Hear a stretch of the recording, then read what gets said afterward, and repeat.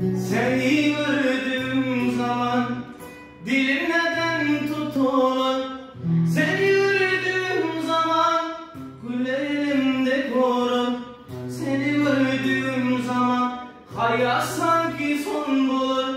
Gözlerime bakınca dünyalar benim olur. Susma gönlüm sen söyle. Haydi gönlüm sen söyle. Aşkını sevdiğime, gözleri sevdiğime.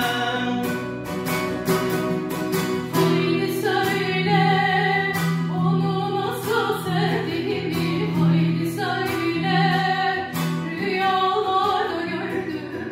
Haydi söyle, uykusuz gecelerimi.